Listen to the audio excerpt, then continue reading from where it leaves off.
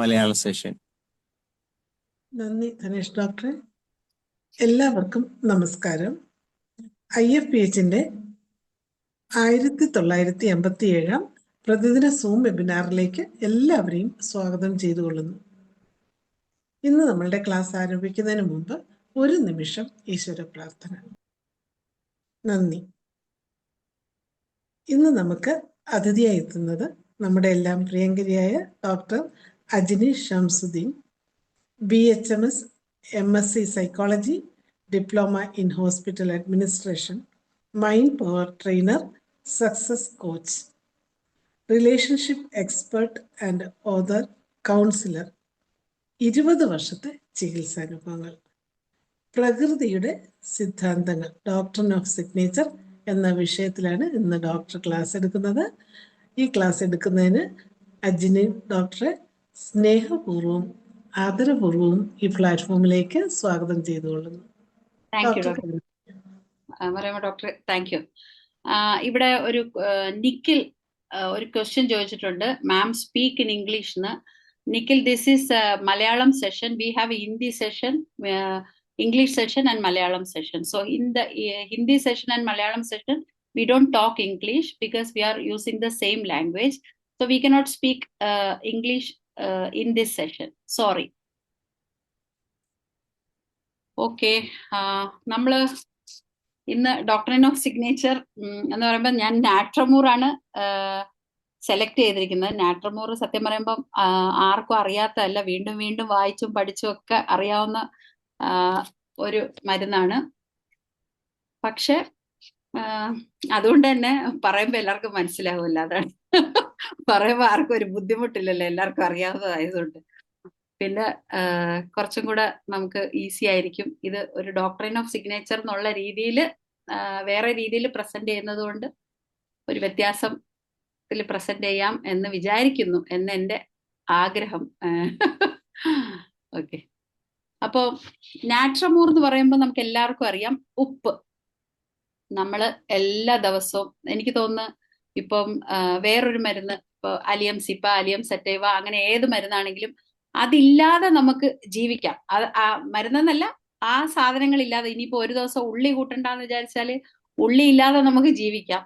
ഒരു ദിവസം വെളുത്തുള്ളി കൂട്ടണ്ടെന്ന് പറഞ്ഞാൽ വെളുത്തുള്ളി ഇല്ലാതെ നമുക്ക് ജീവിക്കാം. അങ്ങനെ നമുക്ക് ഇപ്പൊ ജൽസീമിയം, ജാസ്മിൻ ഇല്ലാതെ നമുക്ക് ജീവിക്കാം. അങ്ങനെ പല സാധനങ്ങളും ഇല്ലാതെ ജീവിക്കാം. നാട്രമൂർ എന്ന് പറയുമ്പോൾ ഉപ്പ് ഇല്ലാതെ നമുക്ക് ഒരു ദിവസം കഴിഞ്ഞു പോകുന്നത് വലിയ ബുദ്ധിമുട്ടാണ്. വല്ല അസുഖങ്ങളോ കാര്യങ്ങളോ ഒക്കെ ഉണ്ടെങ്കിൽ വേണമെങ്കിൽ നമ്മൾ ഉപ്പ് ഒഴിവാക്കുമായിരിക്കും. പക്ഷെ ഉപ്പില്ലാത്ത, നമ്മള് പഴഞ്ചൊല്ലൊക്കെ പറയത്തില്ലേ, ഉപ്പില്ലാത്ത കഞ്ഞി പോലെയാണെങ്കിൽ നീ ഇല്ലാത്ത ജീവിതം എന്നൊക്കെ ഇങ്ങനെ തമാശ പറയുന്നത് പോലെ, ഉപ്പ് നമുക്ക് ഒഴിച്ചുകൂടാൻ പറ്റാത്ത ഒരു സാധനമാണ്. എല്ലാ ദിവസവും നമ്മൾ ഉപയോഗിക്കുന്ന ഒരു സാധനമാണ്. അപ്പോൾ അതാണ് നമ്മുടെ നാട്രമൂർ. നമ്മുടെ ഡെയിലി ഭക്ഷണത്തിൽ ഉപ്പില്ലാത്ത ഒരു സംഭവമേ നമുക്കില്ല. ഇപ്പോൾ നമ്മൾ എന്താ പറയുന്നത്, ഒരു ഭക്ഷണത്തിൽ പിന്നെ മുളകിട്ടു, മസാല ഇട്ടു, ഉള്ളി ഇട്ടു, എല്ലാ സാധനങ്ങളും ഇട്ടു. പക്ഷെ ഉപ്പ് ഇട്ടില്ലെങ്കിൽ അതിനൊന്നിനും ഒരു ടേസ്റ്റ്, ഇതിന്റെയൊക്കെ ടേസ്റ്റിനെ ഒന്ന് എൻഹാൻസ് ചെയ്യുന്നത് ഉപ്പാണ്. അതേസമയം ഏതെങ്കിലും ഒരു സാധനം ഇതൊന്നും ഇടാതെ വെറും ഉപ്പിട്ട് വേവിച്ചാലും നമുക്ക് തിന്നാൻ പറ്റും. അപ്പൊ അത്രമാത്രം ഉപ്പ് നമുക്ക് വേണ്ട, അല്ലെങ്കിൽ നമ്മൾ ആവശ്യമുള്ള, നമ്മൾ ജീവിതത്തിൽ ഉപയോഗിക്കുന്ന ഒരു സാധനമാണ് നമ്മുടെ നാട്രമൂർ എന്ന് പറയുന്നത്. അപ്പൊ ആ രീതിയിൽ ഞാനൊന്ന് ഒരു ഇത് നടത്തുവാണ്. പിന്നെ ഉപ്പ് സാധാരണ നമ്മൾ എന്തിനൊക്കെ ഉപയോഗിക്കും? ഉപ്പ് നമ്മൾ പ്രിസർവ് ചെയ്യാൻ ഉപയോഗിക്കും, അല്ലെ? ഉപ്പിലിട്ട് ഉണക്കി സൂക്ഷിക്കും സാധനങ്ങൾ, അങ്ങനെ പ്രിസർവ് ചെയ്യാനായിട്ട് ഉപയോഗിക്കും. ക്ലീൻ ചെയ്യാനായിട്ട് ഉപയോഗിക്കും, ചില സ്ഥലത്തൊക്കെ ക്ലീൻ ചെയ്യാനായിട്ട് നമ്മൾ ഉപയോഗിക്കും. പിന്നെ തെങ്ങിനൊക്കെ ഉപ്പിടുന്ന കാണാം, അത് വളമായിട്ട് ഉപയോഗിക്കുന്നതാണോ അതോ ഈർപ്പം പിടിച്ചു നിർത്തുന്നതാണോ എന്ന് തോന്നുന്നു. പിന്നെ എന്താ പറയുന്നത്, ഉപ്പിട്ട് കഴുകും, സാധനങ്ങളൊക്കെ ഉപ്പിട്ട് കഴുകും. അങ്ങനെ ഉപ്പിന് ഒരുപാട് ഉപയോഗമുണ്ട്. പിന്നെ ഉപ്പിനെ കുറിച്ച് ഒരുപാട് പഴഞ്ചൊല്ലുകളും ഉണ്ട്. ഉപ്പ് തിന്നവൻ വെള്ളം കുടിക്കും, അറുത്ത കൈക്ക് ഉപ്പ് ചേർക്കാത്തവൻ, അങ്ങനെ ഒരുപാട് പഴഞ്ചൊല്ലുകളൊക്കെ ഉണ്ട്. അപ്പൊ അതുമൊക്കെ ഒന്ന് കമ്പയർ ചെയ്ത് ഞാൻ അങ്ങനെ ഒരു ഇത് പറയാമെന്ന് വിചാരിക്കാം.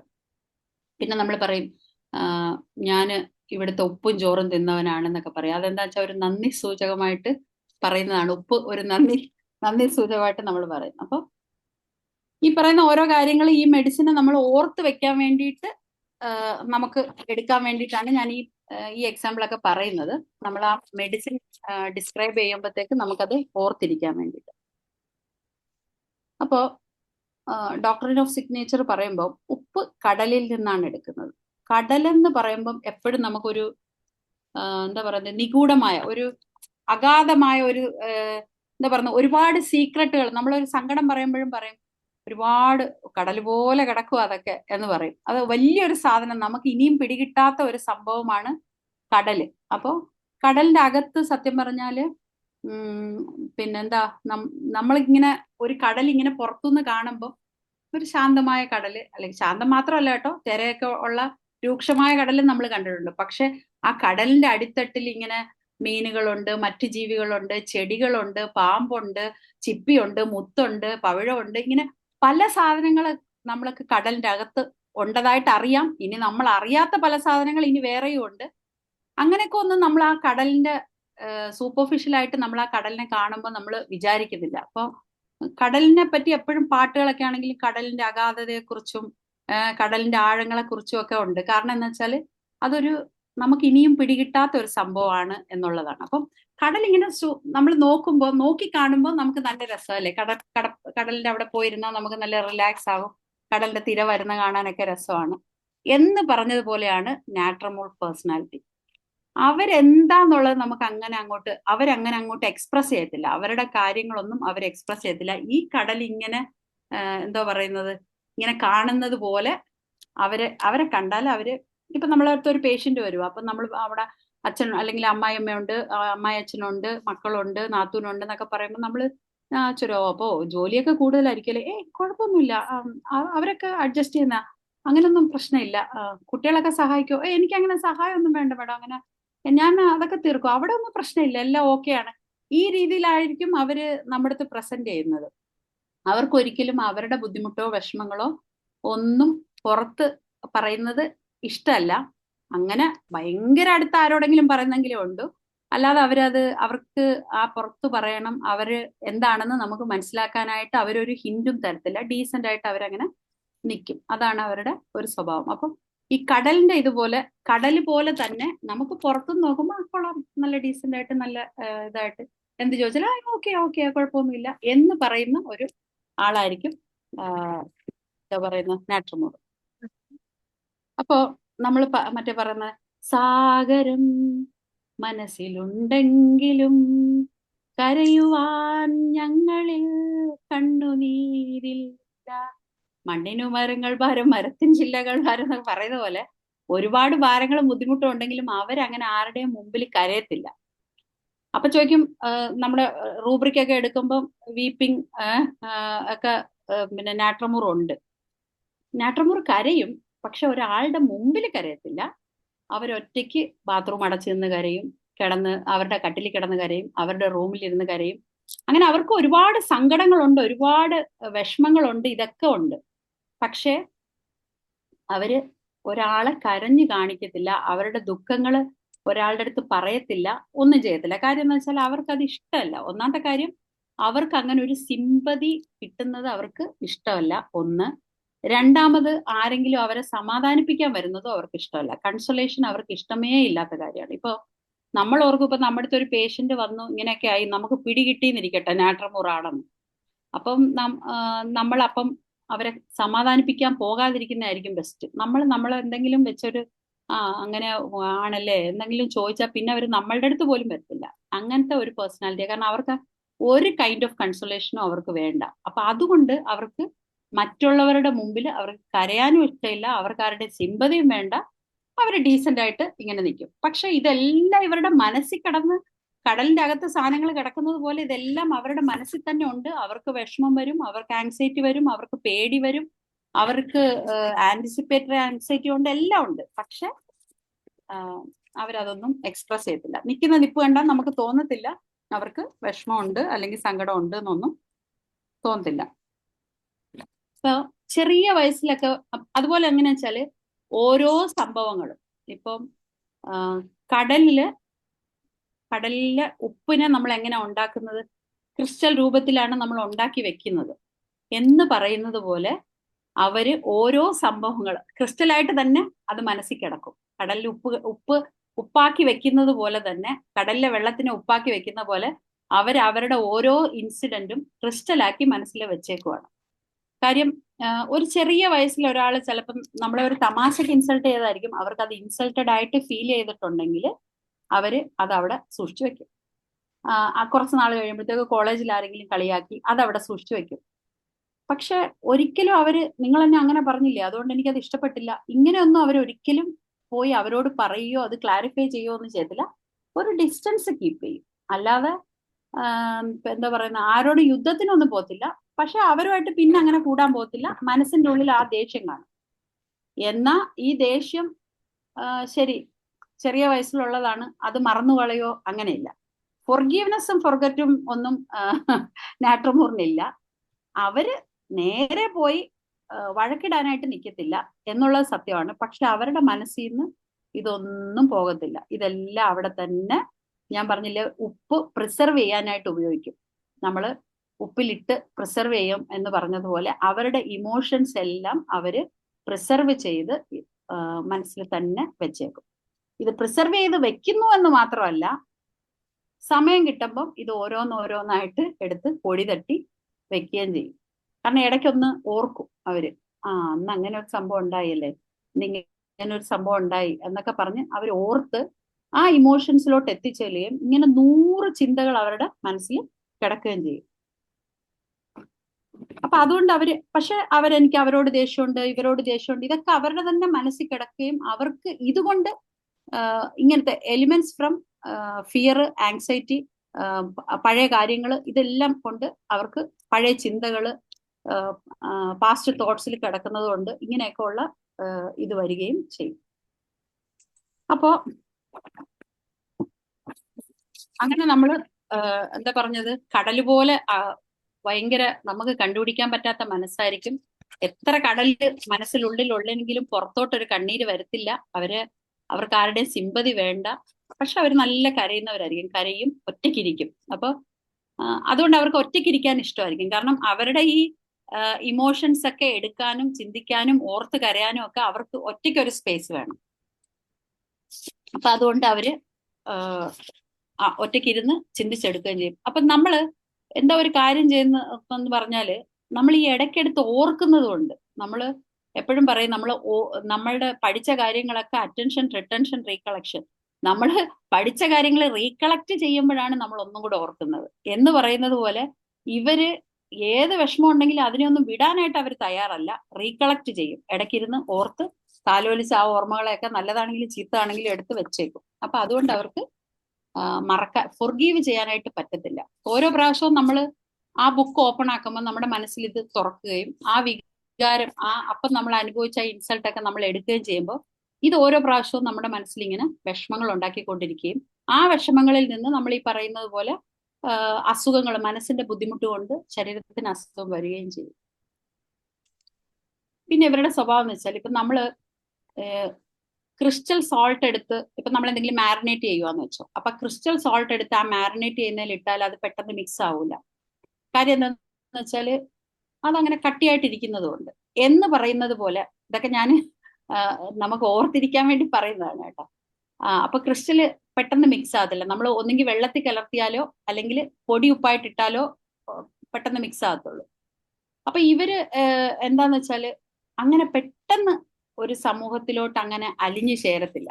പെട്ടെന്ന് ചില ആൾക്കാരുണ്ടല്ലോ, ഒരു സ്ഥലത്ത് വെറുതെ ഒരു കല്യാണത്തിന് വിളിച്ച് പോയതായിരിക്കും, അവിടെ തന്നെ പെട്ടെന്ന് ഒരു ആൾക്കാരടുത്ത് കൂട്ടുപിടിക്കും, അവരുടെ ഫോൺ നമ്പർ മേടിക്കും, അവരുടെ അടുത്ത് സംസാരിക്കും, പിന്നെ അവരുമായിട്ട് സ്ഥിരം സംസാരിക്കും, പിന്നെ അങ്ങനെ ഒരു ഫ്രണ്ട്ഷിപ്പ് ഉണ്ടാക്കിയെടുക്കാൻ കഴിവുള്ള കുറെ ആൾക്കാരുണ്ട്.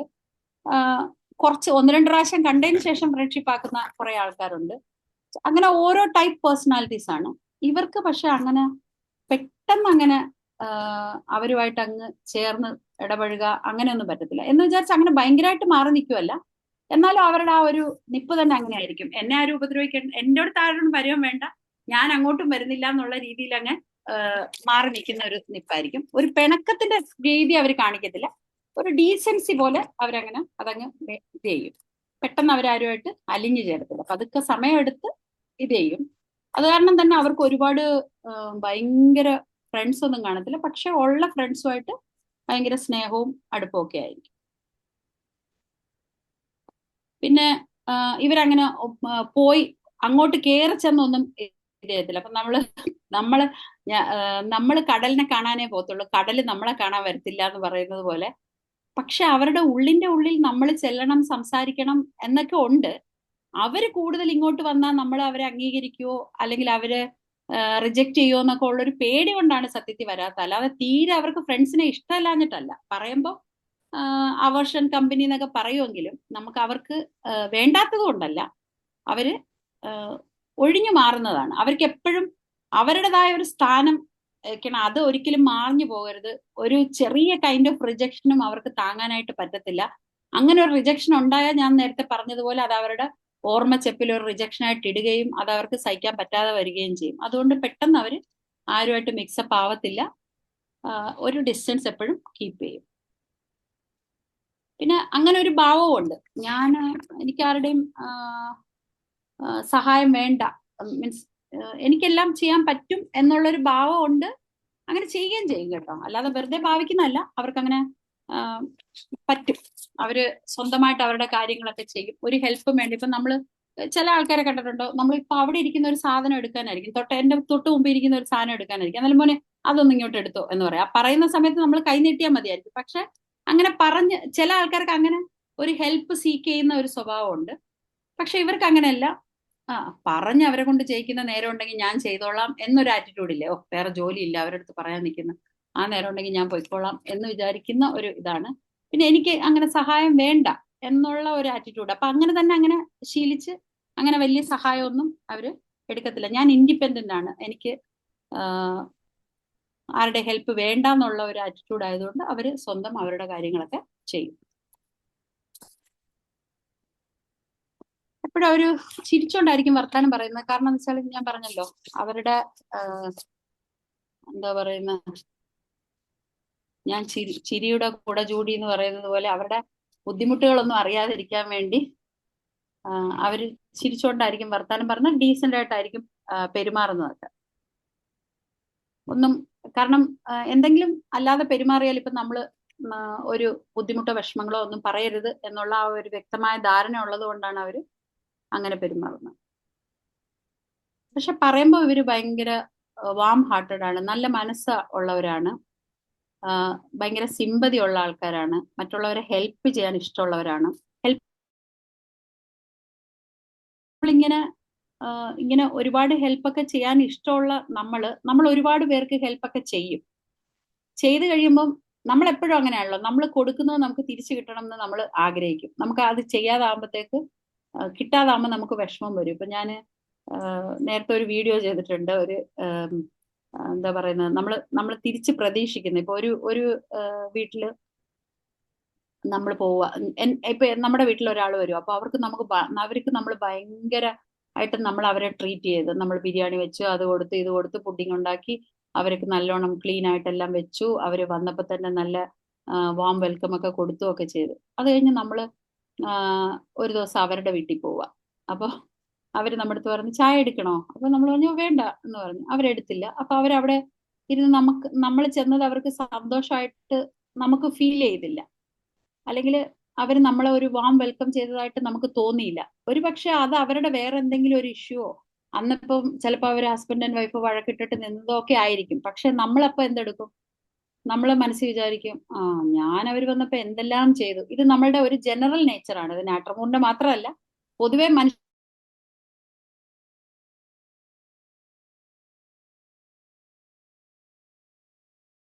അവർക്ക് എന്തെങ്കിലും പ്രശ്നമായിരിക്കും, അതുകൊണ്ടായിരിക്കും അവരെന്നെ ഇത് ചെയ്യാത്തത്, അല്ലെങ്കിൽ എന്ന് നമ്മൾ മാറ്റി ചിന്തിച്ചാൽ മാത്രമേ നമുക്കൊരു സമാധാനം കിട്ടത്തുള്ളൂ.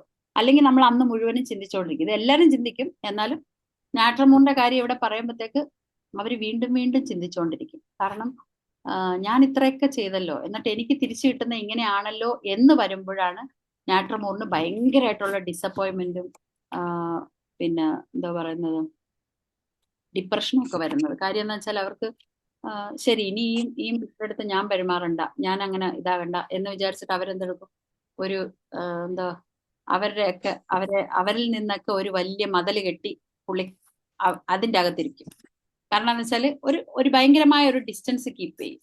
അല്ലാതെ അവര് ജനറലി അവര് സൊസൈറ്റിയുമായിട്ട് മിക്സായി ജീവിക്കുന്നവരും സൊസൈറ്റിയിൽ സ്പ്രെഡായി നിൽക്കുന്നവരും ഒക്കെ തന്നെയാണ്. പക്ഷെ റിപ്പീറ്റഡ് ആയിട്ട് ചില അനുഭവങ്ങൾ ഉണ്ടാകുമ്പം അവർ പെട്ടെന്ന് അങ്ങ് മാറും.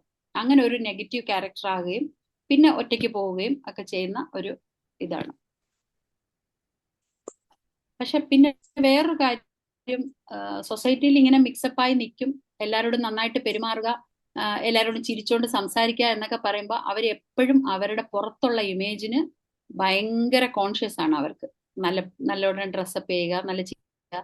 അപ്പൊ അവരെ പുറത്തുള്ളവർ നോക്കി കാണുന്നതിനെ പറ്റി ഞാൻ പറഞ്ഞില്ല, ഒരു കൈൻഡ് ഓഫ് റിജക്ഷൻ അവർക്ക് പറ്റത്തില്ല എന്നുള്ളത് പോലെ തന്നെ എന്നെ മറ്റുള്ളവർ എങ്ങനെ നോക്കി കാണും എന്നുള്ളതിൽ അവർ ഭയങ്കര കോൺഷ്യസ് ആണ്.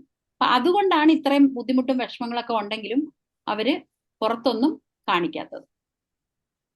അപ്പൊ അതുകൊണ്ട് അവര് ഞാൻ പറഞ്ഞല്ലോ, ഒരു സ്ഥലത്ത് പോയാൽ ഡീസന്റ് ആയിട്ട് പെരുമാറുന്നതിനെ കുറിച്ച് അവർ നല്ല കോൺഷ്യസ് ആണ്. നമ്മൾ അറിയാതെ പെരുമാറുക, അറിയാതെ ഇത് അവര് ആദ്യമേ ചിന്തിച്ചു വെച്ചിരിക്കുന്നതാണ്. ഇങ്ങനെ പെരുമാറണം, ഇങ്ങനെ ഇത് ചെയ്യണം, ആവശ്യമില്ലാത്ത പറയാൻ പാടില്ല, നല്ലോണം ഡ്രസ്സ് ചെയ്യണം, നമ്മളെ ടേബിൾ മാനേഴ്സ് കീപ്പ് ചെയ്യണം, ഇങ്ങനെയൊക്കെ വിചാരിക്കും.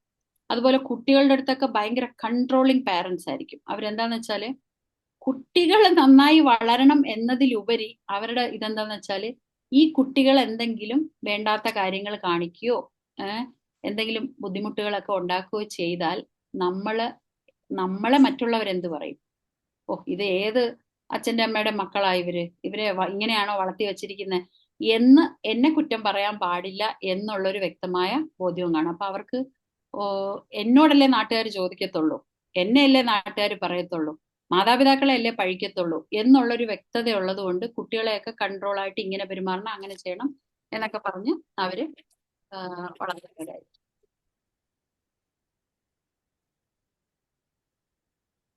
അവരുടെ ഉത്തരവാദിത്തങ്ങൾ കറക്റ്റായിട്ട് ചെയ്യുകയും ചെയ്യും. ഇപ്പോ ഒരു പെർഫോമൻസ് ഉണ്ട്. ഇപ്പൊ ഒരു ടീച്ചർ ആണെങ്കിൽ അവർക്ക് ഒരു പ്രത്യേക പോർഷൻസ് ടീച്ച് ചെയ്യാനുണ്ട്. അതിൽ നല്ല വെൽ പ്രിപ്പയർഡ് ആയിട്ടേ അവർ പോകത്തുള്ളൂ. അല്ലാതെ അവർ അവിടെ പോയിട്ട് തത്തിക്കളിക്കാനോ ഒന്നും നിൽക്കത്തില്ല. കാരണം ഞാൻ പറഞ്ഞ അവർക്ക് ഒരു സ്ഥലത്തും താഴാനോ ഒരു സ്ഥലത്തും അവരുടെ ഇമേജ് പോകാനോ ഒന്നും അവർ ഇഷ്ടപ്പെടുന്നതേ ഇല്ല. അപ്പൊ അതുകൊണ്ട് അവര് എല്ലാ സ്ഥലത്തും ആ ഇമേജ് അവര് കീപ്പ് ചെയ്യും. കടല് നല്ല മനോഹരമായിട്ട് കിടക്കുന്നത് പോലെ തന്നെ അവരെപ്പോഴും മനോഹരമായിട്ട് തന്നെ അവര് ഫിസിക്കലിയും അവരുടെ പെരുമാറ്റത്തിലും എല്ലാം അവർ കാണിക്കും. മനസ്സിൽ ഒരുപാട് കാര്യങ്ങൾ കിടന്ന് ബുദ്ധിമുട്ട് കൊണ്ടേയിരിക്കും. അപ്പൊ ഇങ്ങനെ നമ്മള് ഇപ്പൊ ഒരു പെർഫോമൻസ് ഉണ്ട്, ഒരു സ്പീച്ച് ഉണ്ട്, അതിന് നല്ലതായിട്ട് പ്രിപ്പയർ ചെയ്യും. നല്ലതായിട്ടെന്ന് പറഞ്ഞാൽ വളരെ നന്നായിട്ട് പ്രിപ്പയർ ചെയ്യും.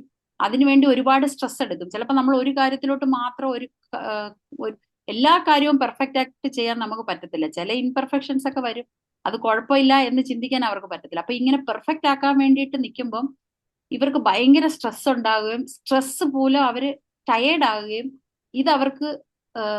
ഇത് അവരുടെ ബോഡീനെ ബാധിക്കുകയും പലതരം അസുഖങ്ങൾ ഉണ്ടാവുകയും ചെയ്യും.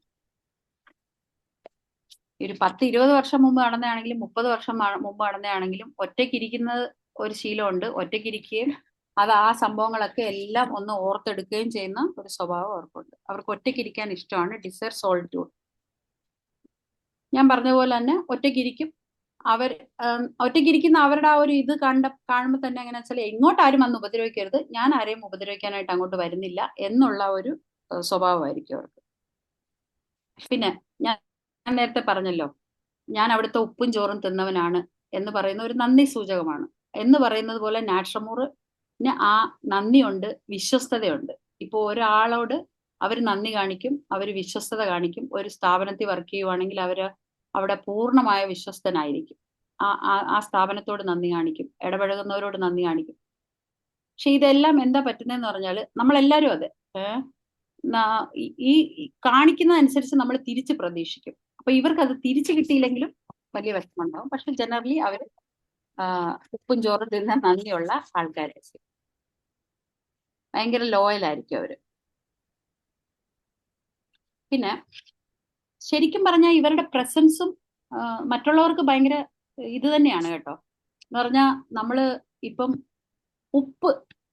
നമ്മൾ ഏതെങ്കിലും ഭക്ഷണത്തിൽ ഉപ്പ് കുറഞ്ഞു പോയെന്നിരിക്കട്ടെ, ബാക്കി എല്ലാ സാധനവും ഇട്ട് ഉപ്പ് കുറഞ്ഞു പോയി.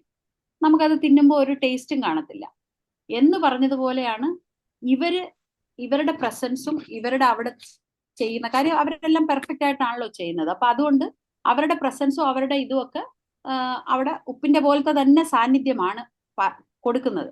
അത് അവർക്കും അറിയാം. അതുകൊണ്ട് അവർക്ക് ഒരു സെൽഫ് റെസ്പെക്റ്റും അവർക്കൊരു സെൽഫ് ഇമേജ് ഒക്കെ ഉണ്ട്. അവർക്ക് അവരെ കുറിച്ച് തന്നെ ഞാൻ ഇല്ലെങ്കിൽ ശരിയാകത്തില്ല എന്നുള്ള ഒരു തോന്നലും അവരുടെ മനസ്സിലുണ്ട്. അത് സത്യമാണ് താനും. അവരങ്ങനെ തന്നെയാണ് ഇത് ചെയ്യുന്നത്. അവരുടെ ഇമ്പോർട്ടൻസ് അവർക്ക് അറിയാം. അതുകൊണ്ട് അവർക്ക് ഒരു സെൽഫ് ഇതുണ്ട്. പക്ഷെ വേറെ കാര്യം എന്ന് വെച്ചാല്, ഉപ്പ് കുറഞ്ഞു പോയാൽ നമുക്ക് ടേസ്റ്റ് ഇല്ലെങ്കിലും ഉപ്പ് കുറഞ്ഞു പോയ സാധനം നമുക്ക് തിന്നാൻ പറ്റും. അപ്പൊ ഉപ്പ് കുറഞ്ഞൊരു സാധനമാണ്. അപ്പൊ നമ്മള് തിന്നുമ്പോൾ ഒരു രുചിയില്ല, പക്ഷെ എന്നാലും തിന്നാൻ പറ്റാത്ത ഒരു അവസ്ഥ ഉണ്ടാകത്തില്ല. പക്ഷേ ഉപ്പ് കൂടിപ്പോയാൽ എന്ത് പറ്റും?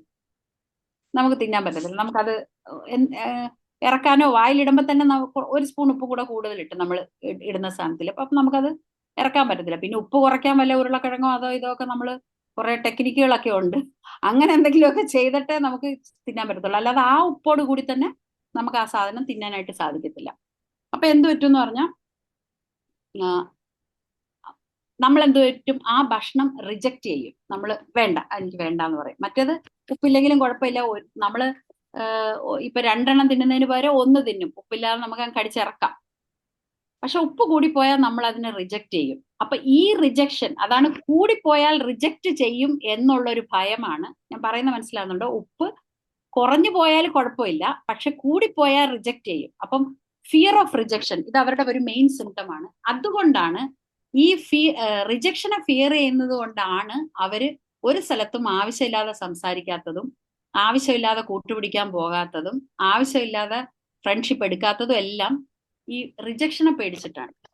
അപ്പോ ആ റിജക്ഷൻ അവർക്ക് ഒട്ടും താങ്ങാൻ പറ്റത്തില്ല. എനി കൈൻഡ് ഓഫ് ചെറിയ ഒരു റിജക്ഷൻ ആണെങ്കിലും താങ്ങാൻ പറ്റത്തില്ല. അപ്പൊ അതുകൊണ്ടാണ് ഉപ്പ് കൂട്ടിയിട്ട് അല്ലെങ്കിൽ നാട്രമൂറിന്റെ യഥാർത്ഥ സ്വഭാവം അവിടെ എടുക്കാത്തത് അതുകൊണ്ടാണ്. അല്ലെങ്കിൽ അവർ മിക്സപ്പ് ആകാത്ത അതുകൊണ്ടാണ്. മറ്റേതാണെങ്കിൽ പിന്നെ കുഴപ്പമില്ല, ഞാനൊരു മൈൽഡായിട്ട് അങ്ങനെ നിന്ന് പോയാൽ അങ്ങനെ കുഴപ്പമില്ലല്ലോ, സമൂഹത്തിനും എനിക്കും കുഴപ്പമില്ല, എന്റെ ഇമേജിനും കുഴപ്പമില്ല എന്നുള്ളത് കൊണ്ട് അവരെപ്പോഴും ഡീസെന്റ് ആയിട്ട് നിൽക്കുന്നത് അതുകൊണ്ടാണ്. റിജക്ഷൻ അവർക്ക് പറ്റത്തില്ലാത്തത് കൊണ്ടാണ്.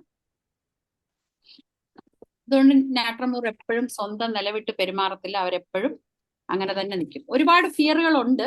ഫിയർ ഓഫ് റിജക്ഷൻ മാത്രമല്ല, ഒരുപാട് ഫിയറുകൾ നാട്രമൂറിന്റെ ഇതിൽ നോക്കിയാൽ ഉണ്ട്. ഞാൻ അങ്ങനെ എല്ലാ സിംറ്റംസും അങ്ങനെ പറയുന്നില്ല. ഇങ്ങനെ കമ്പയർ ചെയ്യാൻ പറ്റുന്നത് മാത്രമാണ് പറയുന്നത്. എല്ലാം ഞാൻ പറഞ്ഞില്ലേ, പച്ചവെള്ളം പോലെ നിങ്ങൾക്ക് എല്ലാവർക്കും അറിയാവുന്നതായിരിക്കും ഇത്. അപ്പൊ എന്നാലും ഞാൻ ഇങ്ങനെ ഒരു കമ്പാരിസണിൽ വെച്ച് പറയുന്നതാണ്. അപ്പൊ അതുകൊണ്ട് നാട്രമൂർ ലേഡീസ് ഒക്കെ വീട്ടിലൊക്കെ ഉണ്ടെങ്കിൽ അവര് എനിക്ക് ഇന്ന ഡ്രസ്സ് വേണം, ഇന്ന ഡയമണ്ട് നെക്ലസ് വേണം, അല്ലെങ്കിൽ ഇന്ന ഫുഡ്. ഇപ്പൊ ചില ആൾക്കാരൊക്കെ സ്വാതന്ത്ര്യമുള്ള അവരുടെ ഭർത്താവിനോടോ സഹോദരങ്ങളോടോ ഒക്കെ പറയും എനിക്ക് ഇപ്പൊ ഇന്നത് കഴിക്കാൻ വേണം, പോയി മേടിച്ചോണ്ട് പോവാ എന്നൊക്കെ പറയും. ചില സ്വാതന്ത്ര്യം ഉണ്ടെങ്കിൽ. അപ്പോ പക്ഷെ നാട്രമൂർ അങ്ങനെ സ്വാതന്ത്ര്യം നമ്മൾ കൊടുത്താലും അങ്ങനെ പറയത്തില്ല. അത് ഈ പേടി കൊണ്ടാണ്. അപ്പൊ അവരാ ഡീസെന്റ് ആയിട്ട് ഇങ്ങനെ നിൽക്കുന്നത് പോലെ തന്നെ. പക്ഷെ അത് ശരിക്കുള്ള ഒരു ഡീസൻസി അല്ല. അവർ ഈ പേടിച്ചിട്ടാണ്. ഞാനത് പറഞ്ഞാൽ, ഇന്ന ഡ്രസ്സ് വേണോന്ന് പറഞ്ഞാൽ ഇപ്പൊ മേടിക്കാൻ പറ്റത്തില്ല എന്ന് പറഞ്ഞാൽ താങ്ങാനുള്ള ശേഷിയില്ല. അതുകൊണ്ടാണ് അങ്ങനെ ഒരു ഡിമാൻഡും കാണത്തില്ല. പക്ഷെ അവർക്ക് നമ്മൾ അങ്ങോട്ട് ചെയ്തു കൊടുക്കുന്നതൊക്കെ ഇഷ്ടമാണ് കേട്ടോ.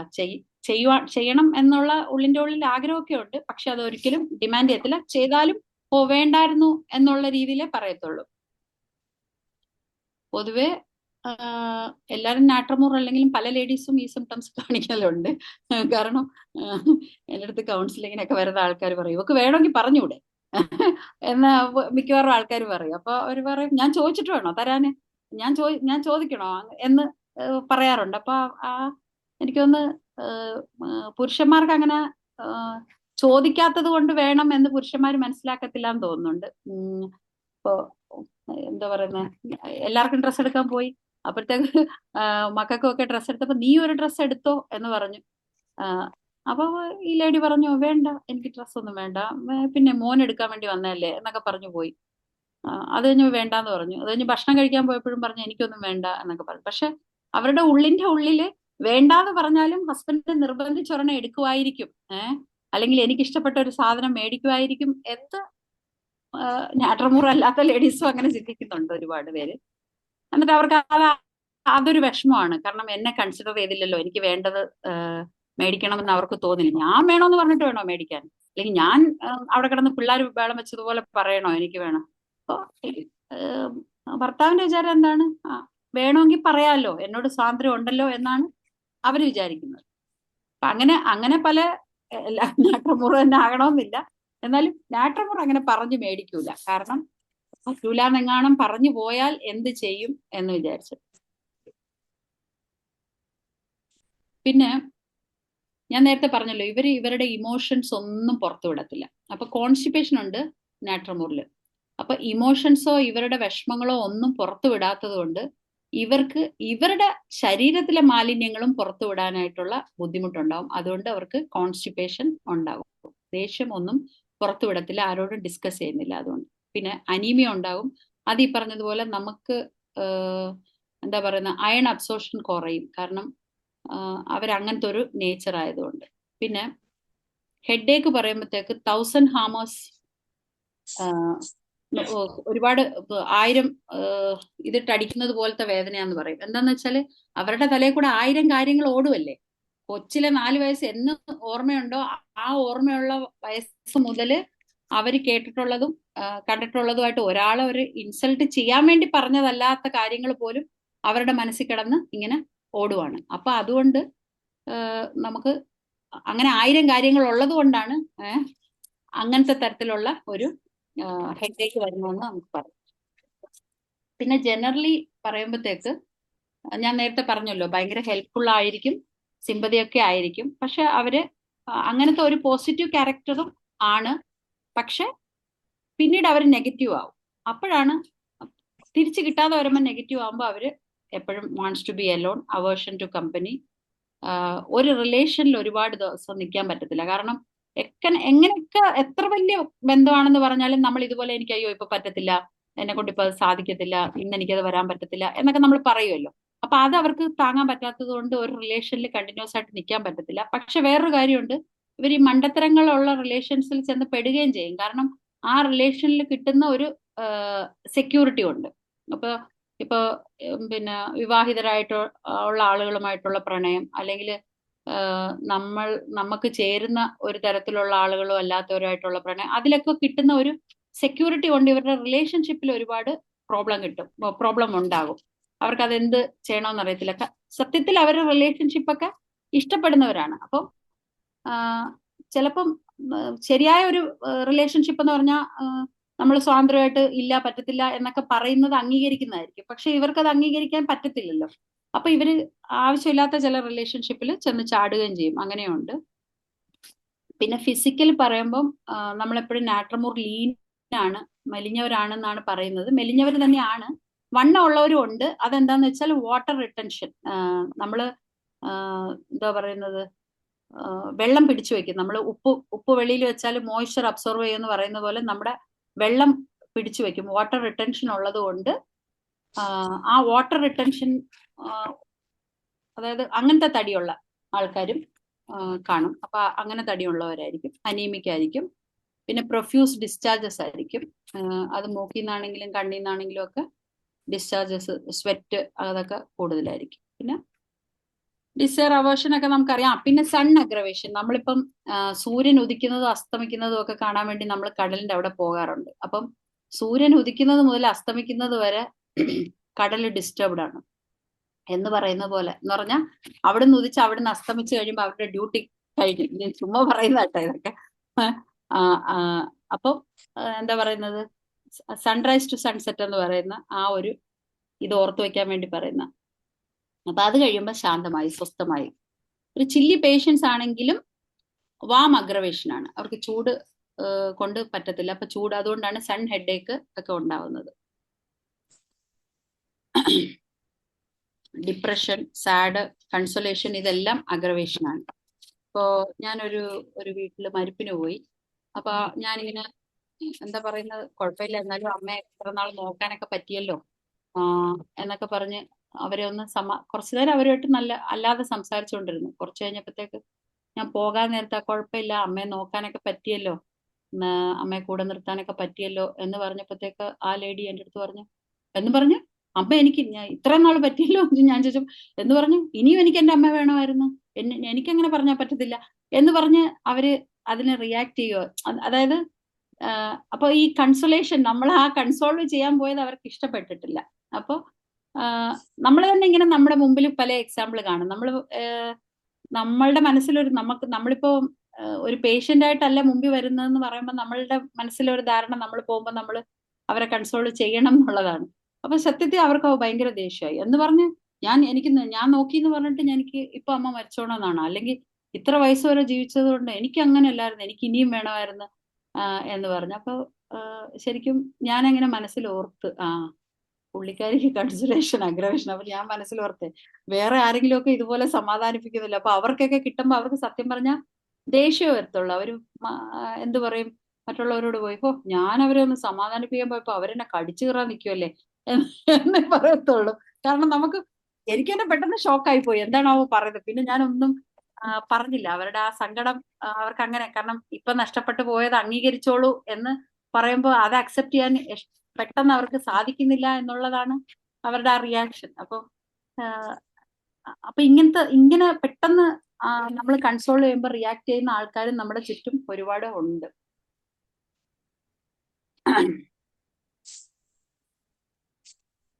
പിന്നെ ഞാൻ തലവേദനയുടെ കാര്യം നേരത്തെ പറഞ്ഞല്ലോ. 100 കാര്യങ്ങൾ തലയിൽ കൂടെ പോകുന്നത് കൊണ്ടാണ് ഇങ്ങനത്തെ ഒരു ഫീലിംഗ് അവർക്ക് ഉണ്ടാകുന്നത്. പിന്നെ അവർക്ക് ജനറലി ഒരു ഫീലിംഗ് ഉണ്ട്, ഞാൻ ഈ ലോകത്ത് ഒറ്റയ്ക്കാണ്, എനിക്ക് ആരുമില്ല, എനിക്ക് ഞാൻ മാത്രമേ ഉള്ളൂ എന്നൊക്കെ ഇങ്ങനെ നമ്മൾ ചിന്തിച്ചുകൊണ്ടിരിക്കും. ചില ആൾക്കാരുണ്ട് ആരും സഹായത്തിനൊന്നും കാണത്തില്ല, എന്നാലും അവരുടെ മനസ്സിന്റെ വിചാരം എന്താ, എനിക്ക് എല്ലാവരും ഉണ്ട്, അങ്ങനെ ഇങ്ങനെ അവരിപ്പോ അടുത്ത് തന്നെ ഉണ്ട്, മറ്റേത് അങ്ങനെ അവര് സ്വന്തമായിട്ട് ചിലപ്പോ അവര് ഒരു സഹായത്തിന് വിളിച്ചാൽ പോലും ആരും വരത്തില്ല. പക്ഷെ എന്നാലും അവർക്ക് അങ്ങനെ ഒരു തോന്നലായിരിക്കും. പക്ഷെ മാട്രിമോണിയിൽ ചിലപ്പോൾ ആളൊക്കെ ഉണ്ടെങ്കിലും ഞാൻ ഒറ്റയ്ക്കാണ്, എന്റെ കാര്യങ്ങൾ ഞാൻ തന്നെ ചെയ്യണം, എനിക്ക് ഞാൻ മാത്രമേ ഉള്ളൂ എന്നൊക്കെ അവര് തന്നെ ഒരു കാര്യങ്ങൾ അവര് മനസ്സിൽ വെച്ചിട്ടുണ്ട്. പിന്നെ വേറൊരു കാര്യമുണ്ട്, അവരുടെ കാര്യങ്ങളൊക്കെ അവർ തന്നെ ചെയ്യും, മാനേജ് ചെയ്യും എന്നൊക്കെ ഉള്ളത് വേറെ കാര്യം. പിന്നെ ലോയൽ ടു ഫ്രണ്ട്സ്, ഞാൻ നേരത്തെ പറഞ്ഞു, നന്ദി കാണും എന്നുള്ളത്, വിശ്വസ്തരായിരിക്കും എന്നുള്ളത് ഞാൻ പറഞ്ഞു. പിന്നെ എന്താ പറയുന്ന, സങ്കടം വരുമ്പോൾ ഒറ്റയ്ക്ക് അവർ പോയി അവര് മുറി അടച്ചിട്ട് കരയും. പിന്നെ ചേഞ്ചബിലിറ്റി ഓഫ് മൈൻഡ് ഇവർക്കും ഉണ്ട്. ചിലപ്പം ഭയങ്കര സന്തോഷമായിരിക്കും, ചിലപ്പം സങ്കടമായിരിക്കും. അതും കടലിനെ തന്നെ എക്സാമ്പിൾ എടുക്കാം. ചിലപ്പോൾ കടൽ ഭയങ്കര തിരമാലകൾ അടിച്ച് രൂക്ഷമായിട്ട് നിൽക്കുന്ന പോലെ തോന്നും, ചിലപ്പോൾ കടലിൽ നിന്നൊരു ഒരു സ്മെല്ല് വരുന്നത് പോലെ തോന്നും, ചിലപ്പോൾ കടൽ കറുത്ത് ഇരിക്കുന്നത് പോലെ തോന്നും. അങ്ങനെ ചേഞ്ചബിലിറ്റി കടലിനുള്ളത് പോലെ തന്നെ ഇവർക്കും ഉണ്ട്. പിന്നെ റൂബ്രിക്സ് എടുക്കുവാണെങ്കിൽ ഞാൻ 3 മാർക്സിന്റെ കുറച്ച് റൂബ്രിക്സ് എടുത്തിട്ട്, ആബ്സെന്റ് മൈൻഡഡ്നെസ് ഉണ്ട്. കാരണം തലയിൽ ചിന്തകൾ വേറെ പലതും ആയിരിക്കും. നമ്മളിപ്പോൾ ഒരാളോട് സംസാരിക്കുമ്പോഴും അവർ ചിലപ്പോൾ അതിന് തൊട്ട് മുമ്പുള്ള സംസാരിച്ച ആൾ എന്നോട് ഡീസെന്റ് ആയിട്ടല്ലല്ലോ പെരുമാറിയ എന്നായിരിക്കും അവർ ചിന്തിക്കുന്നത്. അപ്പൊ ആബ്സെന്റ് മൈൻഡഡ്നെസ് ഉണ്ട്. ആങ്കർ ഉണ്ട്. പിന്നെ എലിമെന്റ്സ് ഫ്രം ആങ്കർ അതുണ്ട്. ദേഷ്യം വരും, ദേഷ്യത്തിൽ നിന്ന് ഉണ്ടാകുന്ന എലിമെന്റ്സ് ആഫ്റ്റർ കൺസോലേഷൻ അതുണ്ട്. Company aversion to, confusion of mind ഉണ്ട്. കോൺവെർസേഷൻ അഗ്രവേഷൻ, കാരണം ഈ കോൺവെർസേഷൻ അഗ്രവേഷൻ ആകുന്നത് സ്നേഹമായിട്ടാണ് ഒരാൾ ഇതാകുന്നതെങ്കിൽ കുഴപ്പമില്ല. ഞാൻ പറഞ്ഞല്ലോ, അവർക്ക് നമ്മൾ പറയുന്ന എല്ലാ സംസാരത്തിലും ചെറിയ റിജക്ഷൻ ഉണ്ടോന്നൊന്നും ആളുകൾ ചിന്തിക്കത്തില്ല. നമ്മൾ രണ്ടുപേരുമായിട്ട് സംസാരിക്കുമ്പോൾ നമ്മൾ ആദ്യം കുറച്ച് ഫോർമൽ ആയിരിക്കും നമ്മളെല്ലാവരും. അത് കഴിയുമ്പോൾ നമ്മൾ ജനറലി എല്ലാ കാര്യങ്ങളും അങ്ങ് സംസാരിച്ചു പോകും. അപ്പൊ ചിലപ്പോൾ ഒരു റിജക്ഷനോ അല്ലെങ്കിൽ അവർക്ക് ഇഷ്ടപ്പെടാത്ത ഒരു വർത്താനോ ഒക്കെ വരുന്നത് കൊണ്ട് കോൺവെർസേഷൻ അഗ്രവേഷൻ ആണ്. പിന്നെ ഇവരെങ്ങനെ വെച്ചാൽ ഇവരെടുത്ത് ചിന്തിച്ചു നോക്കും, അവരങ്ങനെ പറഞ്ഞോ, ഞാൻ ഇങ്ങനെ പറഞ്ഞു, എന്തായിരുന്നു ആ സംഭവം, എന്തിനായിരുന്നു അവരങ്ങനെ പറഞ്ഞ്, ഇതൊക്കെ ചിന്തിക്കും. അപ്പൊ അതുകൊണ്ട് അത് അഗ്രവേഷൻ ആണ്. പിന്നെ ഡിസ്കണ്ടന്റ്, എന്തൊക്കെ സാധനങ്ങൾ കിട്ടിയാലും എന്തൊക്കെ കാര്യങ്ങൾ ഉണ്ടെങ്കിലും ഞാൻ ഒറ്റയ്ക്കാണെന്ന് ആദ്യമേ വിചാരിച്ചു വെച്ചിരിക്കുന്നത് കൊണ്ട് ഒന്നിലും ഒരു സന്തോഷം കാണത്തില്ല. ഡ്വെൽസ് ഓൺ പാസ്റ്റ്, പഴയ കാര്യത്തിൽ പിടിച്ചു തൂങ്ങി നിൽക്കും. പഴയ പാസ്റ്റിലുള്ള കാര്യങ്ങളിൽ തന്നെ പിടിച്ചു തൂങ്ങി നിൽക്കുന്നത് കൊണ്ട് അത് പാടായിരിക്കും. എക്സേർഷൻ മെന്റൽ എക്സേർഷൻ അഗ്രവേഷൻ ആയിരിക്കും. അത് ഞാൻ പറഞ്ഞു. കാരണം ഒരു കാര്യം ചെയ്തു തീർക്കുക, ഒരു ടാസ്ക് തീർക്കുക എന്നൊക്കെ പറയുമ്പോൾ അവർ ഒരുപാട് അതിൽ ഇഫർട്ട് ഇടുമ്പോൾ നമ്മൾ ബുദ്ധിമുട്ടും. അതുകൊണ്ട് മെന്റൽ എക്സോഷൻ അഗ്രവേഷൻ ആണ്. പിന്നെ ഹറി, ഹിസ്റ്റീരിയ ഇതൊക്കെ ഉണ്ടാകാറുണ്ട്. ലോത്തിങ് ഓഫ് ലൈഫ് ഉണ്ട്. ഇതെല്ലാം 3 മാർക്സ് ആണ് ഞാൻ പറയുന്നതൊക്കെ. Elements from disappointment, silent, grief, ഇതിലെല്ലാം എലിമെന്റ്സ് പറയുന്നുണ്ട്. പിന്നെ മാനിയ എപ്പോട്ട്, അമിതമായിട്ടുള്ള ആവേശം ചില കാര്യത്തിന് കാണിക്കും. മോർട്ടിഫിക്കേഷൻ, നാണക്കേട്, അപമാനം, പല കാര്യങ്ങളിലും ഒരു അപമാനവും നാണക്കേടും ഉണ്ടാവും. സാഡ്നെസ്, വീപ്പ് കനോട്ട്, അതും ഒരു റൂബ്രിക്കാണ്. കാരണം വിഷമമുണ്ട്, പക്ഷെ കരയാൻ പറ്റത്തില്ല. ഈ സ്റ്റാർട്ടിംഗ് എന്ന് ഇവിടെ മീൻ ചെയ്യുന്നത് ഞെട്ടുക, പെട്ടെന്ന് ഒരു സംഭവമൊക്കെ കണ്ട, ഇപ്പൊ നമ്മളുടെ മുമ്പിൽ തന്നെ ഒരു സംഭവം പല ആളുകളുടെ മുമ്പിൽ നടക്കുമ്പോൾ ഒരാൾ ഭയങ്കരമായിട്ട് ഒച്ച ഉണ്ടാക്കും, വേറൊരാൾ പെട്ടെന്ന് അവിടെ നിന്ന് മാറത്തേ ഉള്ളൂ എന്നൊക്കെ പറയുന്ന പോലെ ഈ നാട്രമൂറിന് പേടി കൊണ്ടോ അല്ലെങ്കിൽ ഒരു ഒച്ചയൊക്കെ കേൾക്കുമ്പോഴൊക്കെ ഭയങ്കരമായിട്ട് അവര് അതിനെ റിയാക്ട് ചെയ്യും, ഞെട്ടും. തോട്ട്സ് ടോർമെന്റിങ്, മാനസികമായിട്ട് തളർത്തുന്ന തോട്ട്സ് ആയിരിക്കും. ടോർപോർ, അലസത, മന്ദത, ഇങ്ങനെ ഇത്രയും റൂബ്രിക്കുകളാണ് നാട്രമൂറിൽ വരുന്ന മൈൻഡ് റൂബ്രിക് കേട്ടോ. ഒരുപാട് റൂബ്രിക് ഉണ്ട്, മൈൻഡിന്റെ റൂബ്രിക് മാത്രം ഇത്രയാണ്.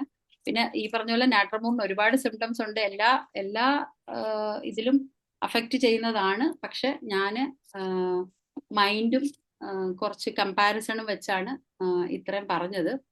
ഇത് സത്യം പറഞ്ഞാൽ നിങ്ങൾക്ക് ആർക്കും അറിയാത്തതോ ഇത് ഉള്ളതോ അല്ല. എനിക്ക് പഠിക്കാൻ വേണ്ടി, നിങ്ങളെ പഠിപ്പിക്കാനല്ല, എനിക്ക് പഠിക്കാൻ വേണ്ടി എഴുതിയത് പറഞ്ഞതേ ഉള്ളൂ. പിന്നെ ഇനി നമുക്ക് 15 മിനിറ്റ് ഉണ്ടല്ലേ? അപ്പൊ വേണമെങ്കിൽ ക്യാപ്സിക്കം പറയാം. ക്യാപ്സിക്കം കുറച്ച് ഡോക്ടറേറ്റ് പറയാം, ചെറിയൊരു കമ്പാരിസൺ പറയാം, ഉപ്പും മുളകും ആയിക്കോട്ടെ. അപ്പൊ ക്യാപ്സിക്കം ശരിക്കും പറഞ്ഞാല് റെഡ് പെപ്പർ, മറ്റേ റെഡ് പെപ്പർ എന്ന് പറയുന്നത് നമ്മുടെ ക്യാപ്സിക്കം, സാധാരണ മുളകല്ല, ക്യാപ്സിക്കത്തിൽ നിന്ന് ഉണ്ടാക്കുന്നതാണ് നമ്മുടെ ഇത്. അപ്പൊ നമ്മൾ സാധാരണ അതിന്റെ ഡോക്ടറേൻ പറയുമ്പോൾ സാധാരണ നമുക്ക് മുളക് തിന്നാൽ എന്തുണ്ടാവും? മുളക് നമ്മുടെ ശരീരത്തിൽ എവിടെയെങ്കിലും തൊടുകയോ അല്ലെങ്കിൽ മുളക് പൊടിക്കുകയോ ഒക്കെ ചെയ്യുമ്പോഴത്തേക്ക് നമുക്ക് എരിച്ചില്, പുകച്ചില്, ഇൻഫ്ലമേഷൻ, തടിപ്പ്, റെഡ്നെസ് ഇതെല്ലാം ഉണ്ടാവും. അപ്പോൾ ക്യാപ്സിക്കം എന്ന് പറയുന്ന മെഡിസിനും ഇതൊക്കെ ഉണ്ടാവും. മുളക് തിന്നാൽ ചുമന്ന് അടിക്കും, ഇൻഫ്ലമേഷൻ ഉണ്ടാവും. അപ്പൊ ഇൻഫ്ലമേഷന് ബെസ്റ്റ് റെമഡിയാണ് ക്യാപ്സിക്കം. പിന്നെ കൺജഷൻ ഉണ്ടാകും. ഇപ്പൊ നമ്മൾ മുളക് മണത്താൽ തന്നെ മതി, മണക്കുവോ തൊടുകോ ഒക്കെ ചെയ്താൽ മതി. അപ്പൊ നമുക്ക് ആ കൺജഷൻ ഉണ്ടാവും. അപ്പൊ കൺജഷന് വേണ്ടിയിട്ട് ഉപയോഗിക്കാം, ഇൻഫ്ലമേഷന് വേണ്ടിയിട്ട് ഉപയോഗിക്കാം. പിന്നെ മുളക് നമ്മൾ തിന്നുവാണെങ്കിൽ വാട്ടറി ഡിസ്ചാർജ്, മുളക് കൂടുതൽ തിന്നുവാണെങ്കിൽ, നമ്മുടെ ഫുഡിന്റെ കൂട്ടത്തിലല്ല, കൂടുതൽ തിന്നുവാണ് അല്ലെങ്കിൽ ഒറ്റയ്ക്ക് തിന്നുവാണെങ്കിലൊക്കെ നമുക്ക് വാട്ടറി ഡിസ്ചാർജ് ഉണ്ടാവും. പിന്നെ എന്താ പറയുന്നത്, കൂടുതൽ ഇറിറ്റേഷൻ ആയ ചുമയുണ്ടാവും, റെഡ്നെസ് ഉണ്ടാകും. അപ്പൊ ഇത് വായൊക്കെ ചുമന്ന് വരും, സ്റ്റൊമറ്റൈറ്റിസ് ഉണ്ടാവും എന്നൊക്കെ പറഞ്ഞ പോലെ ഈ ക്യാപ്സിക്കവും ഈ വക കാര്യങ്ങൾക്കെല്ലാം നമുക്ക് ഉപയോഗിക്കാം. പിന്നെ സ്ലൈമി ഡിസ്ചാർജ് നമുക്കുണ്ടാവും. അപ്പൊ അത് ഡിസെൻട്രിക്കും അത് നല്ല മരുന്നാണ്, ഒരുപാട് മ്യൂക്കസ് ഡിസ്ചാർജ് ഒക്കെ ഉണ്ടാകുന്നത് കൊണ്ട്. പിന്നെ otitis media, any kind of inflammation, നമ്മൾ മുളക് എവിടെയെങ്കിലും തൊട്ടാൽ നമുക്ക് ഇൻഫ്ലമേഷൻ ഉണ്ടാവും. അപ്പൊ അത് എനി കൈൻഡ് ഓഫ് ഇൻഫ്ലമേഷന് വേണ്ടി അത് ഉപയോഗിക്കാം. അപ്പൊ മുളക് കൂടുതൽ കഴിക്കുമ്പോൾ നമുക്ക് അഡ്രിനാലിൻ സെക്രീഷൻ കൂടുമ്പോൾ എന്ത് പറ്റുമെന്ന് വെച്ചാൽ നമ്മുടെ ഡൈജഷൻ എളുപ്പം നടക്കും, പക്ഷെ നമ്മുടെ വിശപ്പ് കുറയും. അതുകൊണ്ട് ഇത് ഒബേസിറ്റിക്ക് മെറ്റബോളിസം നടക്കും, എന്താ പറയുന്നത്, വിശപ്പ് കുറയുകയും ചെയ്യും. അപ്പൊ അതുകൊണ്ട് ഇത് ഒബേസിറ്റിക്ക് വേണ്ടി ഉപയോഗിക്കാം. അതും നമുക്കൊരു ഡോക്ടറിനുണ്ട്. നമ്മൾ ക്യാപ്സിക്കം നമ്മുടെ മറ്റേ മരുന്ന് മുളക് പോലെ മെലിഞ്ഞിരിക്കുമല്ലോ, ക്യാപ്സിക്കം കുറച്ച് ഒബേസ് ആണല്ലോ. അപ്പൊ നമുക്ക് അത് ഒബേസിറ്റിക്ക് ഉപയോഗിക്കാം എന്നുള്ള, ക്യാപ്സിക്കം ഇതായിട്ടിരിക്കുന്നത് കൊണ്ട് അതിൽ നിന്ന് ഒരു ഡോക്ടറിനെ എടുക്കാം. പിന്നെ റെഡ് പെപ്പറിൽ നിന്നാണ് ഉണ്ടാക്കുന്നത്, അതുകൊണ്ട് നമുക്ക് ഈ റെഡ്നെസ്, ഇൻഫ്ലമേഷൻ അതൊക്കെ നമുക്ക് എടുക്കാം. ചുമയ്ക്കുമ്പോഴൊക്കെ തൊണ്ടയിലും ഒക്കെ റെഡ്നെസ് ഉണ്ടാവും എന്നാണ് ഇതില്. പിന്നെ ബേണിംഗ് സെൻസേഷൻ, മുളക് കഴിച്ചാൽ നമുക്ക് ബേണിംഗ് ഉണ്ടാവും. അതുകൊണ്ട് ഇവർക്ക് ഭയങ്കര ബേണിംഗ് സെൻസേഷൻ ആയിരിക്കും. അത് എന്താ പറയുന്ന, ബേണിംഗ് ആൻഡ് സ്മാർട്ടിംഗ് പെയിൻ ആയിരിക്കും. അത് മുളക് തൊട്ടാൽ നമുക്ക് എങ്ങനെ ഉണ്ടാകുന്നു അതുപോലെ തന്നെ ആയിരിക്കും ഉണ്ടാകുന്നത്. പിന്നെ അഗ്രവേഷൻ, എന്നിട്ട് അത് ചൂടുവെള്ളം ഒഴിച്ചാൽ ഇപ്പൊ നമ്മുടെ കയ്യിൽ ഇച്ചിരി മുളക് പൊടി വീണെന്ന് വരിക്കട്ടെ, അപ്പൊ നമ്മള് കുറച്ച് പിന്നെ തണുത്ത വെള്ളം ഒഴിച്ചു, ചുടുവെള്ളം ഒഴിച്ചു, എന്നാലൊന്നും നമുക്ക് പെട്ടെന്ന് റിലീഫ് കിട്ടത്തില്ല. കാരണം അതിന്റെ ആ എരിച്ചിൽ പോകുന്നത് വരെ പല കാര്യങ്ങളും നമ്മൾ ചെയ്യുമെങ്കിലും എന്ന് പറയുന്നത് പോലെ ഇവർക്ക് അതിലൊന്നും അമലറേഷൻ കിട്ടത്തില്ല, അഗ്രവേഷൻ തന്നെ ആയിരിക്കും. പിന്നെ പിന്നെ ഹോം സിക്നെസ്സിന് നല്ലതാണ്. ഡിസെൻട്രി, റെസ്പിറേറ്ററി ട്രബിള്, കൊറൈസ, ഇങ്ങനത്തെ ഒക്കെ മൂക്കിന്ന് നമുക്ക് ഇത് കഴിക്കുമ്പം എന്തൊക്കെ ബുദ്ധിമുട്ടുണ്ടാകുന്നു അതുപോലത്തെ സിംറ്റംസിനെല്ലാം നമുക്ക് ഉപയോഗിക്കാം. ബേണിംഗ്, സ്മാർട്ടിങ്, ഫാറ്റ് ആളിക്കും. പിന്നെന്താണ്, വെരി സെൻസിറ്റീവ് ആയിരിക്കും. മുളക് നമുക്ക് ഇപ്പൊ നമ്മൾ ശരിക്കും എനിക്കൊക്കെ പച്ചമുളക് ഒക്കെ നമ്മളിങ്ങനെ അരിയത്തില്ലേ, അരിഞ്ഞു കഴിഞ്ഞാൽ തന്നെ എനിക്ക് എന്റെ കൈ ഇങ്ങനെ പുകച്ചിലെടുക്കും. ഇങ്ങനെ നമ്മൾ കറിക്കൊക്കെ വേണ്ടിയിട്ട് അരിഞ്ഞാൽ തന്നെ കുറച്ച് കഴിയുമ്പോൾ അവിടെ ഇങ്ങനെ പുകയും. അപ്പൊ ഞാൻ പച്ചമുളക് കത്രയൊക്കെ അരിയത്തുള്ളൂ. കാരണം എന്താ വെച്ചാൽ ഇങ്ങനെ കൈ പുകയെന്നുള്ളു. അപ്പൊ ആ പുകച്ചില് അവരുടെ എൻറ്റയർ ഇതിനു വേണ്ടിയിട്ട് അവർക്ക് ബേണിംഗ് സെൻസേഷൻ ക്യാപ്സിക്കത്തിനുണ്ട്. പെട്ടെന്ന് ദേഷ്യം വരും. നമ്മൾ പറയത്തില്ലേ ഭയങ്കര ഹോട്ട്, നമ്മള് ഭയങ്കര ഹോട്ട് ടെമ്പേർഡ് ആണ് എന്ന് പറയുന്നത് പോലെ ഈ മുളകും ഹോട്ടാണ്. അപ്പം പെട്ടെന്ന് ദേഷ്യം വരും. അപ്പൊ അതൊരു ഇതാണ്. ഹോട്ട്, ബേണിങ്, ഫാറ്റ്, ഇതെല്ലാം ഈ ഡോക്ട്രൈൻ ആണ്. ഇതുമായിട്ട് നമുക്ക് കമ്പയർ ചെയ്യാം. പിന്നെ ആളുകളോട് മാത്രമല്ല, ചില സാധനങ്ങളോടും ഇവർക്ക് ദേഷ്യമാണ്. അങ്ങനത്തെ ഭയങ്കര ഇറിറ്റബിൾ ആണ്, ഇമോഷണലി ഇറിറ്റബിൾ ആണ്. എല്ലാം എന്താ പറയുന്നത്, പെട്ടെന്ന് ജഡ്ജ് ചെയ്യും, അങ്ങനത്തെയൊക്കെ നേച്ചറാണ്. അപ്പൊ അവര് നമ്മള് മുളക് തൊട്ടാൽ നമുക്ക് ഇറിറ്റേഷൻ വരും, ബേണിങ് വരും, കഞ്ചഷൻ വരും, ഡിസ്ചാർജസ് കൂടും, എന്നൊക്കെ അഡ്രിനാലിൻ സെക്രീഷൻ കൂടും, നമുക്കൊരു വെപ്രാളം ഉണ്ടാവും. ഈ സിംറ്റംസ് എല്ലാം നമ്മുടെ ക്യാപ്സിക്കത്തിലും ഉണ്ട്. അപ്പോ ക്യാപ്സിക്കം ഞാൻ അത്ര ഡീറ്റെയിൽഡ് ആയിട്ട് എഴുതിയിട്ടില്ല, ജസ്റ്റ് ഒരു 5 ഡോക്ടർ മാത്രമേ എഴുതിയിട്ടുള്ളൂ. പിന്നെ നമ്മള് ഈ എന്താ പറയുന്നത്, ഈ നാട്രമൂർ പറഞ്ഞപ്പോ ഞാൻ ഒരു കാര്യം പറയാൻ വിട്ടുപോയി. നാട്രമൂറും ഇഗ്നേഷ്യം വരുമ്പോഴത്തേക്ക് നമുക്കൊരു ഇതുണ്ട്. കാരണം രണ്ടുപേരും കുറച്ചൊക്കെ ഒരുപോലെ തോന്നും. പക്ഷെ ഇഗ്നേഷ്യ ആണെങ്കിൽ അപ്പം ഉണ്ടാകുന്ന സംഭവത്തിന് പെട്ടെന്ന് കരഞ്ഞൊക്കെ ബഹളം വെക്കും. നാട്രമൂർ അങ്ങനെയല്ല, പഴയ സംഭവത്തിനായിരിക്കും ബഹളം വെക്കുന്നത് അല്ലെങ്കിൽ കരയുന്നത്. ഇഗ്നേഷ്യക്ക് സ്വെറ്റ് ഫേസിലായിരിക്കും, നാട്രമൂറിന് നെക്കിലായിരിക്കും. പിന്നെ ഇഗ്നേഷ്യ ചിരിക്കുകയും കരയുകയും ചെയ്യും. പെട്ടെന്ന് ചിരിക്കും, അതുപോലെ തന്നെ പെട്ടെന്ന് കരച്ചിലും ചിരിയും. അപ്പം കരഞ്ഞുകൊണ്ടിരിക്കുമായിരിക്കും, അപ്പൊ വേറൊരു സംഭവം പറയുമ്പോൾ അവര് ചിരിക്കുകയും ചെയ്യും, കരയുകയും ചെയ്യും. അത് മറ്റുള്ളവരുടെ പ്രസൻസിലായിരിക്കും. നാട്രമൂർ എന്താ പറയുന്നത്, ഒരു റിലേഷൻഷിപ്പിലായി, ഞാൻ നേരത്തെ പറഞ്ഞല്ലോ, ഒരു സ്റ്റക്കായി പോയതുപോലെ, അല്ലെങ്കിൽ അവരുടെ അണ്ടറിൽ കഴിയേണ്ടി വന്നാലും കഴിയും. ഇഗ്നേഷ്യക്ക് അങ്ങനെ പറ്റത്തില്ല, ഒരു ലീഡർഷിപ്പ് ക്വാളിറ്റി ഉണ്ട്. അവരുടെ കാര്യങ്ങളങ്ങ് അവരങ്ങ് മുമ്പോട്ട് പോകും. പിന്നെ ഞാൻ നേരത്തെ പറഞ്ഞ തന്നെ ഇഗ്നേഷ്യ ഒറ്റയ്ക്ക് കരയും, ഇവര് മനുഷ്യരുടെ മുമ്പിൽ കരയും. പിന്നെ ഇഗ്നേഷ്യ കരയുമ്പോൾ ശ്വാസം നിന്നു പോവും, ദീർഘശ്വാസം വിടും.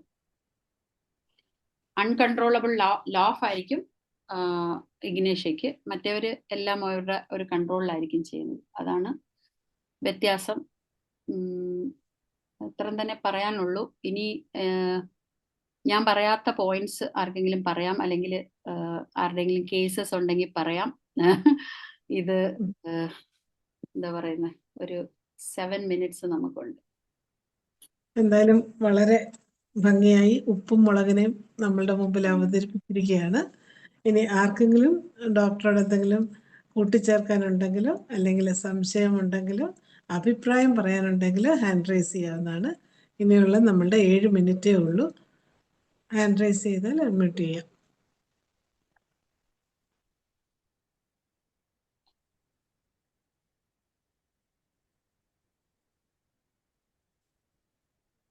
നമ്മുടെ മലയാളം സെഷനിൽ പുതിയ എല്ലാവരും ഇതൊക്കെ അറിയാവുന്ന ഒരുപാട് ആൾക്കാരാണ്. പുതിയ കുട്ടികൾക്കൊക്കെ ആണെങ്കിൽ കുറച്ച് നാട്രമൂറൊക്കെ ഓർത്ത് വെക്കാനായിട്ട് ഇത് പ്രയോജനപ്പെട്ടത് വരും.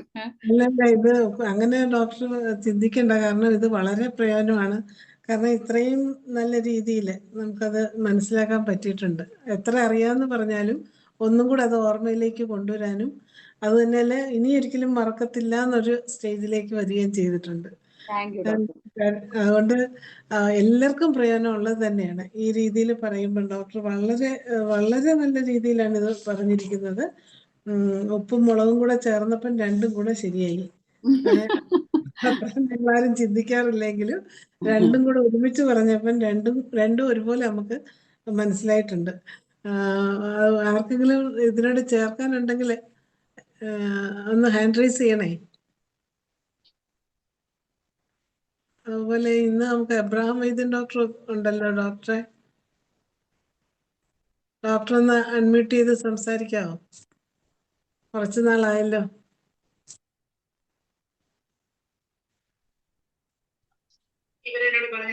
അജിനി, ഹലോ. മാഡം പറഞ്ഞു. നല്ല സൂപ്പറായിട്ട് നാട്രമൂറ് ഒരു പിക്ചർ തന്നെ തന്നു. കടലിനെ പിന്നെ കടലും ഉപ്പും ഒക്കെ ആയിട്ട് കമ്പയർ ചെയ്ത് ബ്യൂട്ടിഫുൾ ആയിട്ട് മനസ്സിൽ നിന്ന് മാറാത്ത രീതിയിൽ ഒരു നാട്രമൂറിന്റെ പിക്ചറൈസേഷൻ കൊള്ളാം. ഇങ്ങനെയൊക്കെ പഠിക്കുന്ന സമയത്ത് പഠിച്ചാൽ നമുക്ക് ഒരിക്കലും മറക്കത്തില്ല.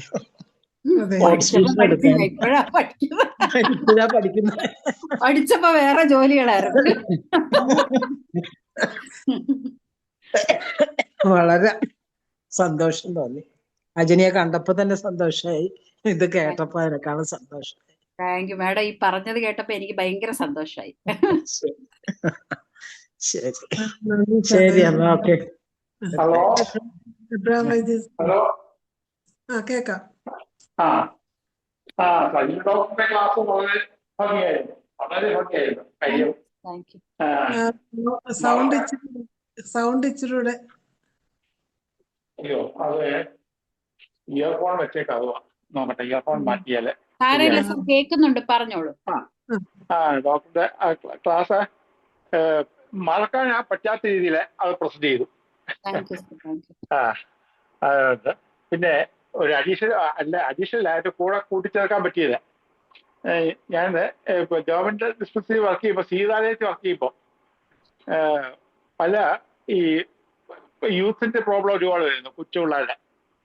ഉടനെ അവിടെ പല ലവ് അഫെയർ വന്നു.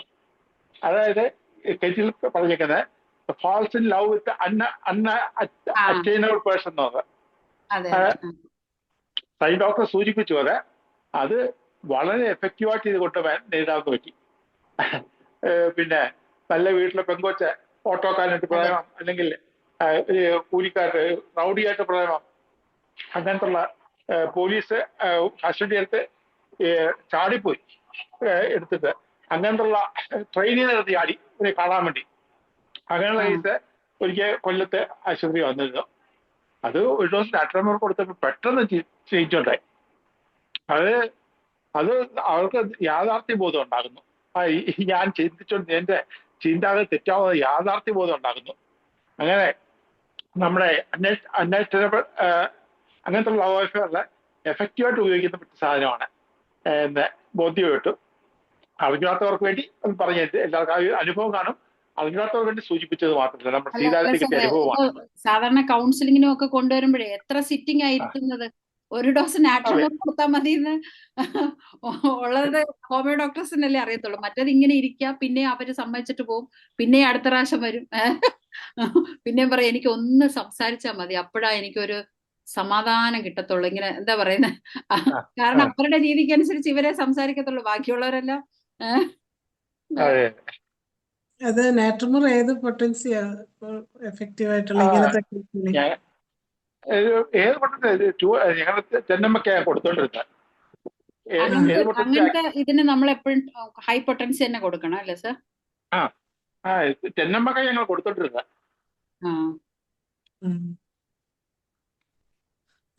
വളരെ സന്തോഷം. വീണ്ടും ഡോക്ടറെ ഈ പ്ലാറ്റ്ഫോമിൽ കാണാൻ സാധിച്ചതിൽ സന്തോഷം. 2-3 ദിവസത്തെ ഞാൻ ഉണ്ട് കേട്ടോ. ഇനി അടുത്ത ക്ലാസ്സുമായിട്ട് കൂടെ വരണം.